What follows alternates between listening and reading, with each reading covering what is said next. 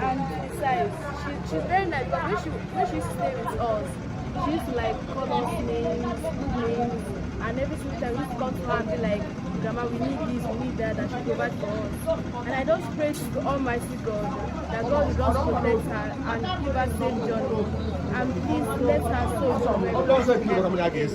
Okay, now I'm done. Okay. Remember the woman's catch of it. And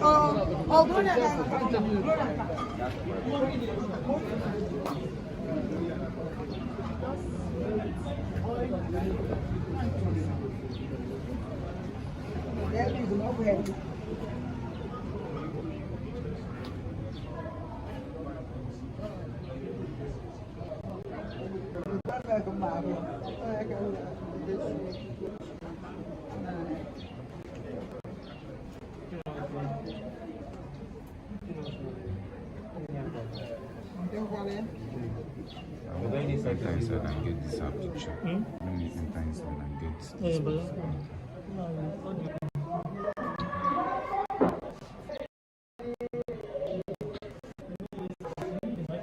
No.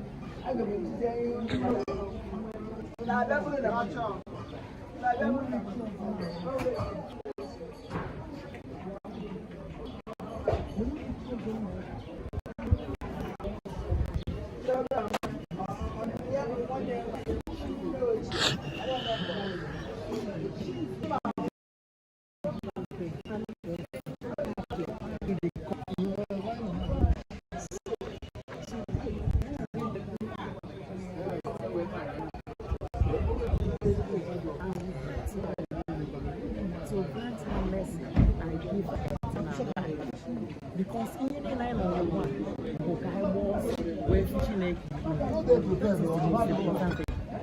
and I believe she has done the race and she's waiting for the crown. And most importantly, we want to thank our mother on our mother. Chocolates, every another mortuary, where chocolates and tea and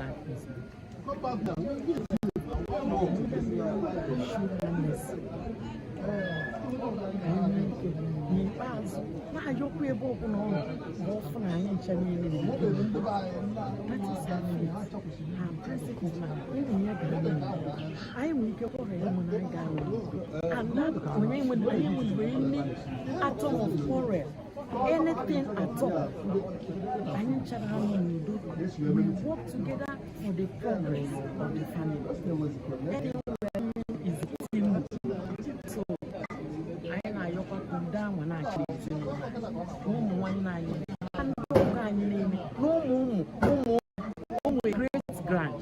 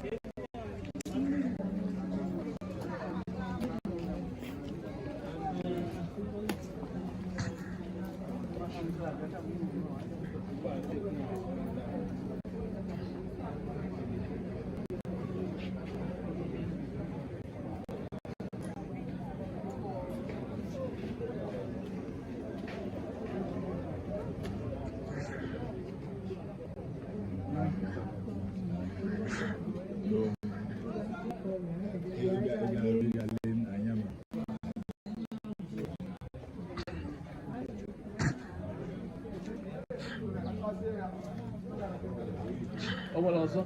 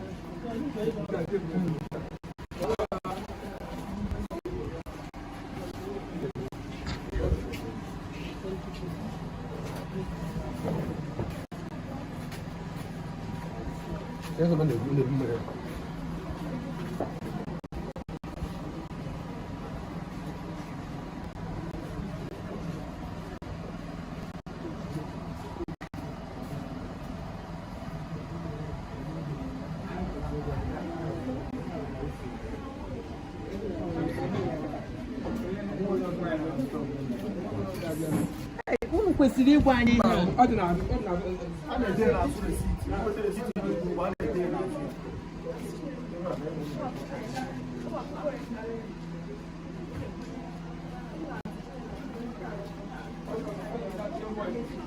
Botem foi assim, botem foi assim, ele veio na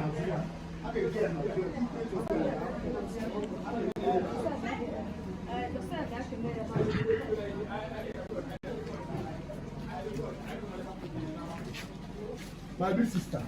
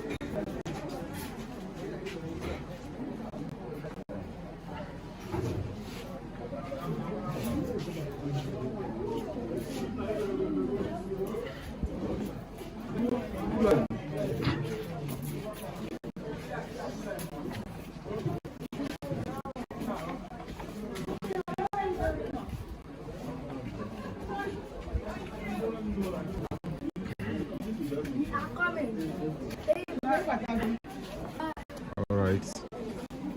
I know na be Philomena Akunna Okechukwu.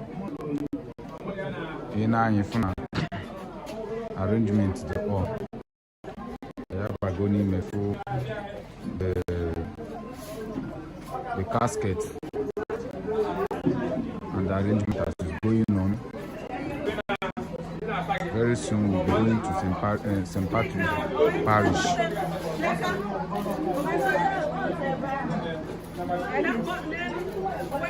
For the mass.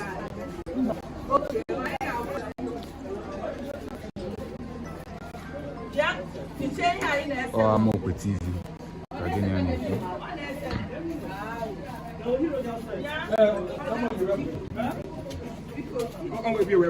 Everyone, one cabin, no?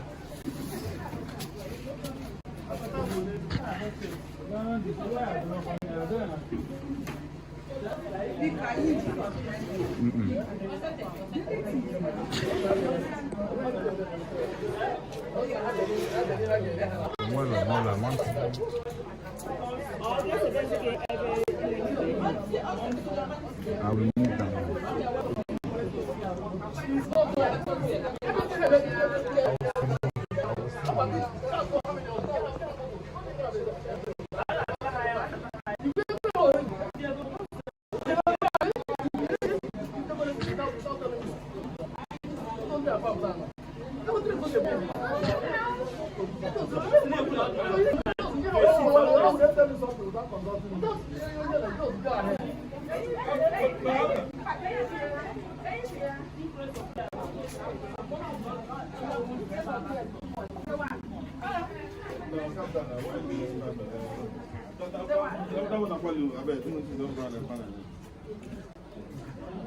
But I have from God after night one.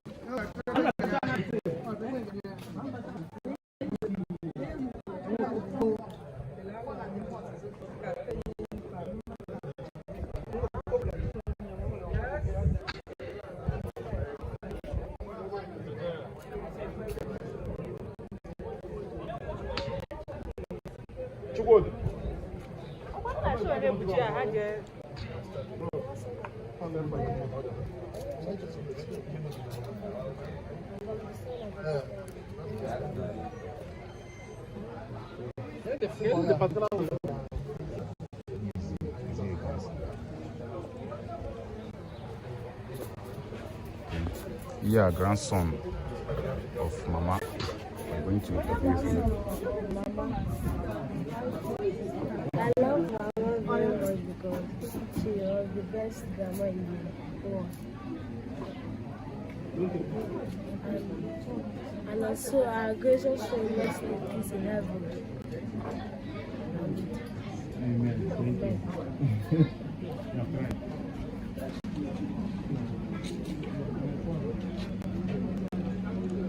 Or grandson, no, Mama. Now, he said that Mama is the best grandmother anywhere in the whole world. This is Ezinne, Philomena, Akunna, Okechukwu, Odoziaku. Oh, grandson, yeah. Kaika fucha kita.